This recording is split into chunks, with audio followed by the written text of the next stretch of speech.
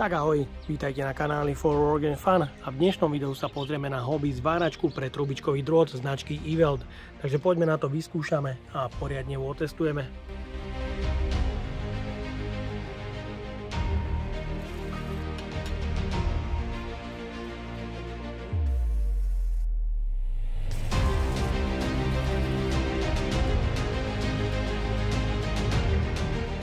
Ďalší partner mojich recenzií je maďarská značka Eweld, ktorá ponúka vo svojom portfóliu výrobkov naozaj profesionálne stroje pre vybavenie dielne, ale taktiež malé kompaktné zváracie invertory pre bežného kutila. V dnešnej recenzii sa preto pozrieme na Gorillu Multiflux 153 Synergic No Gas, ktorá je určená hlavne pre zváranie trubičkovým drôtom. Zvára ale aj obalenou elektródou a v metóde TIG. Je to zváračka do 140 A v cene do 200 eur a mám tu taktiež kuklu pre zváranie vo všetkých metódach so špecifikáciou 4 jednotky Robotic Digital 5.2, ktorá má veľmi veľký priezor a priezor je samozrejme veľmi pekným podaním farieb. Keďže dnes budem zvárať aj v metóde TIG, pripravil som si šikovnú pomôcku pre podávanie prídavného materiálu, ktorú mi do recenzie poslala firma Solic.sk a odkazy na všetky 3 produkty nájdete dole v popise pod videom. Takže poďme na to, odbalíme si to. Cena zváracej kukly Eweld Robotic 5.2 je niekde okolo 100 eur. V balení nájdeme štvorramenný hlavový kríž. Je tu užívateľský manuál a náhradné sklíčka. A v balení je samotná zváračská kukla s pekným dizajnom. Jej priezor je veľký 98x87 so špecifikáciou 4 jednotky a stupeň zatmavenia pred zapálením oblúku je DIN 4. Rozsah zatmavenia je od DIN 5 až po DIN 13. Máme tu 4 senzory pre čo najrýchlejšie zatmavenie a samozrejme solárny panel. Dizajn kukly je naozaj veľmi pekne a elegantne spracovaný. Tá kukla vyzerá byť celkom odolná, pevná, takže pri nejakom páde myslím, že sa nerozbije hneď, môže vydržať. Je tu kazeta s ovládaním, kde máme možnosť nastavenia senzitivity, oneskorenia, zatmavenia, taktiež stupeň nastavenia DIN od DIN 5 pri rezaní plazmovou rezačkou až po DIN 8. Ďalej je tu režim zvárania, kde máme stupeň zatmavenia od DIN 9 až po DIN 13. A je tu režim pre brúsenie. Ďalej sú tu pamäťové režimy, ktoré ja osobne veľmi nevyužijem. Pozrieme sa aj na priezor pred zapálením oblúku a porovnáme ho s bežnou kuklou.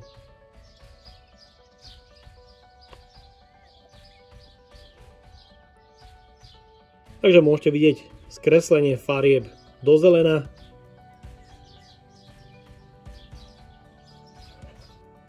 No a trúkolorka od Eweldu. Veľmi pekný veľký priezor s reálnym podaním farieb. Stupeň zatmavenia DIN 4 je pred zapálením oblúku, myslím, že vynikajúci.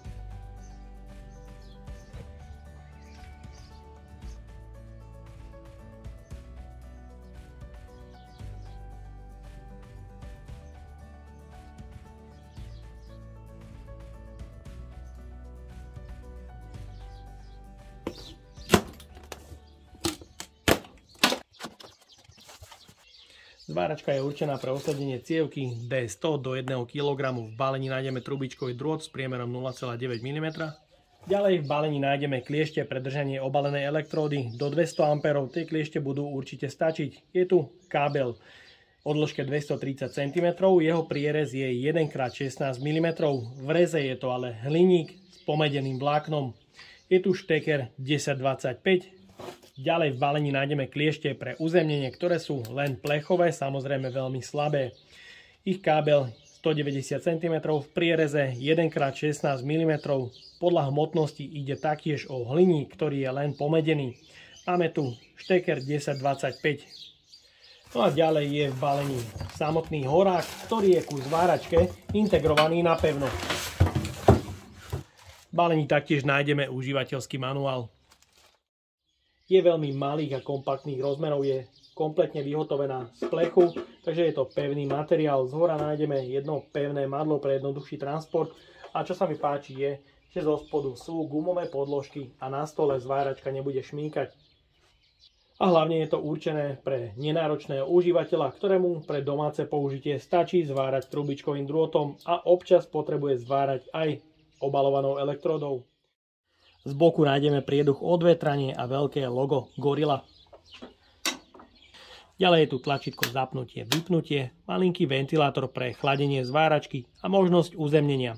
Štítok o zaťažení, na ktorom sa uvádza 140 A, 40% zaťaženie, znamená to, že so zváračkou na 140 A budete môcť zvárať 4 minúty. Z bočnej strany pod krytom nájdeme celoplastový podávač, ktorý je určený pre cievky D100 do 1 kg. Môže sa použiť iba trubičkový drôt s priemerom 0,8 alebo 0,9 mm. Je to celoplastové vyhotovenie, práve preto odporúčam podávač, ak sa zváračka nepoužíva, nehať odopnutý, aby sa plasty časom neunavili. Máme tu ložisko pre prítlak a kladku. Kladka je vrúbkovaná z jednej strany pre drôt 0,8 a z druhej 0,9 mm. Je tu veľmi jednoduché uloženie pre cievku.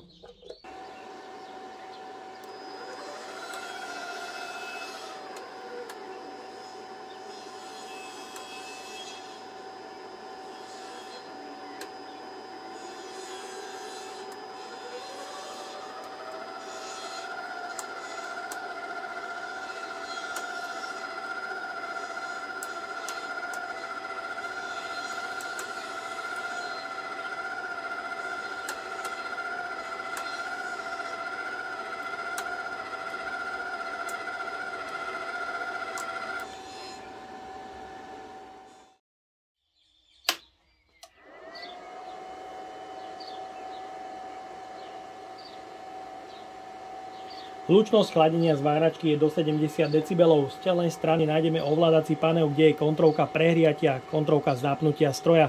Jeden potenciometer, ktorý slúži na korekciu nastavenia voltáže pri trubičkovom drôte. S tým druhým nastavujeme ampére pre všetky metódy od 20 až do 140 amperov.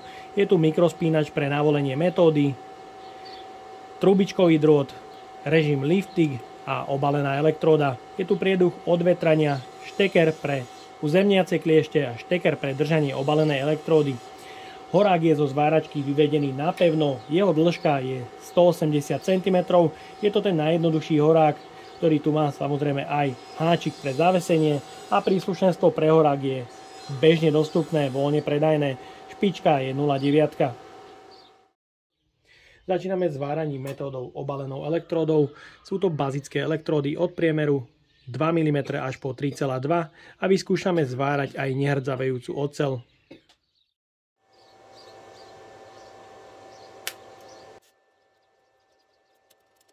Že nejaký náznak tam je, ale elektródu to nezapáli. Nastavíme iba nejakých 65 A.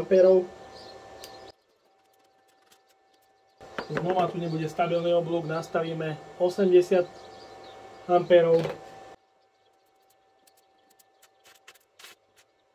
Nejaký náznak na zapálenie tam stále je, ale oblúk to neudrží. Nastavujeme nejakých 85-90 A.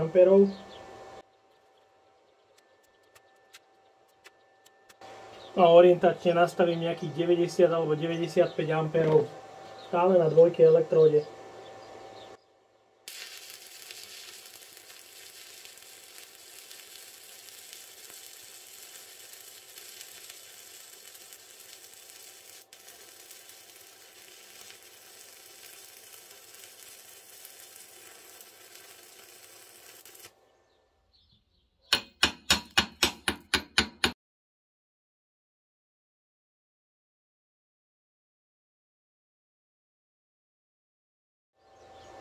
Pokračujeme 2,5 elektródov pri rovnakom nastavení.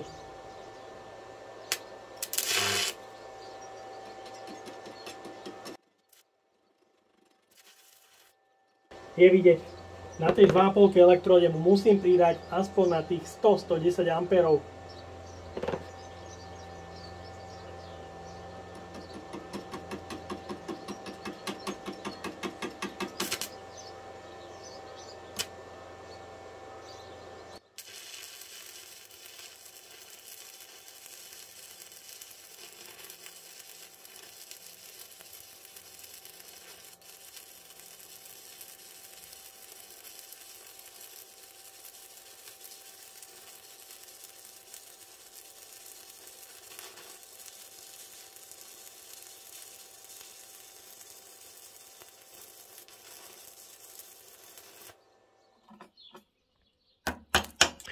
Rovnaký priebeh zapaľovania mala aj elektróda o priemere 2,5 mm. Zapalovala veľmi, ale veľmi ťažko, zapálila až nad 110 A, ale následne už bol oblúk stabilný. Pre 3.2 elektródu už nastavuje maximum 140 A.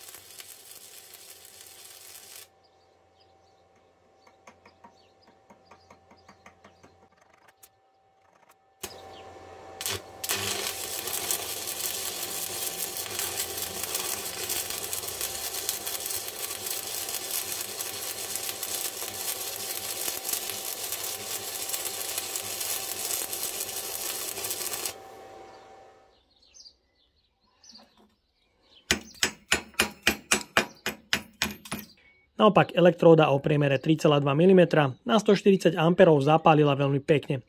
Oblúk nejaký čas horel stabilne, následne ale zhasol, ale bolo problém ho znova zapáliť.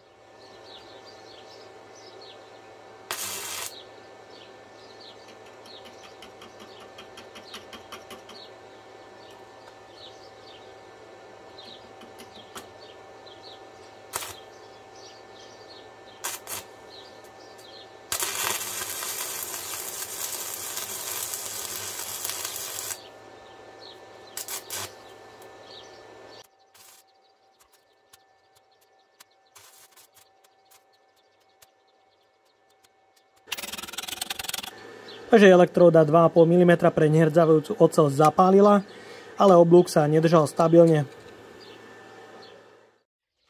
Ďalej budeme zvárať trubičkovým drôtom rôznu hrúbku materiálu.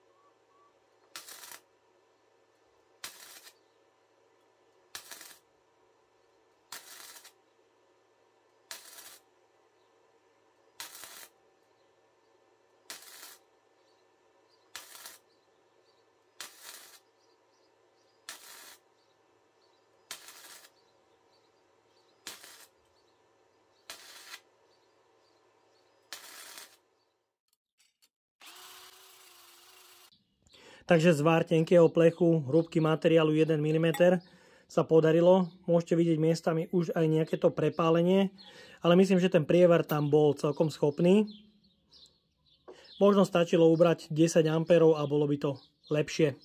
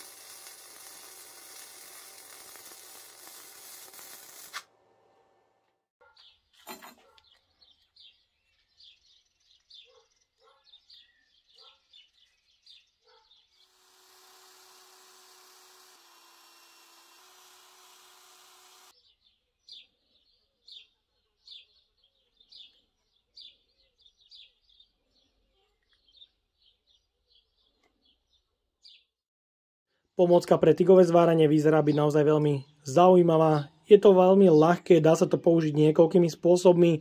Môže sa na to vyrobiť prípravok a použiť stacionárne.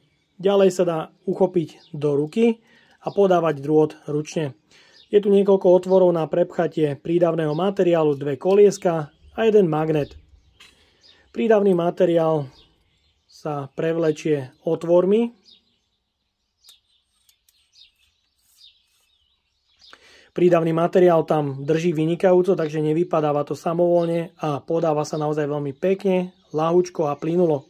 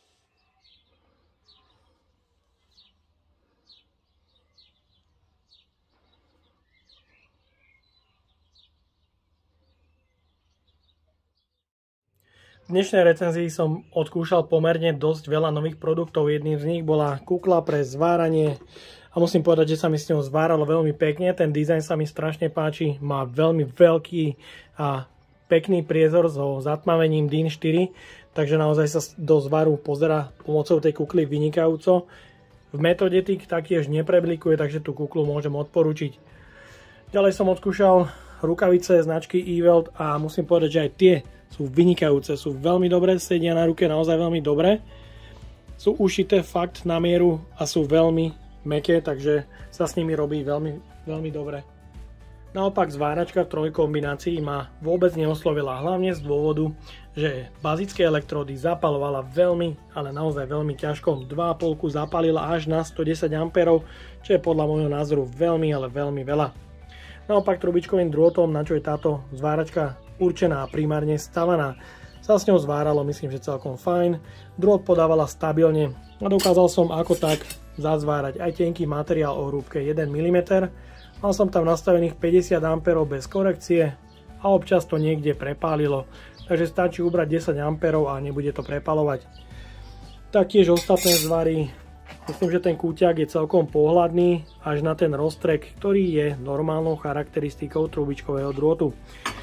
S tygom sa s ňou zváralo taktiež fajn a taktiež som odskúšal malú vychytávku od Solíka, ktorá začiatočníkovi určite pomôže zlepšiť kvalitu podávania drôtu. No a ten tygový zvar je podľa môjho názoru jeden z najkrajších, ktorý som dnes spravil práve s malou kompaktnou zváračkou od Eweldu. A ja dúfam, že sa vám dnešné video páčilo. Ak by ste ma aj vy chceli podporiť finančným príspevkom, dole do popisu vkladám link na PayPal Donate. No a odo mňa je to na dnes všetko. A ak sa vám toto video páčilo, dajte like, potvrďte odber a zvonček.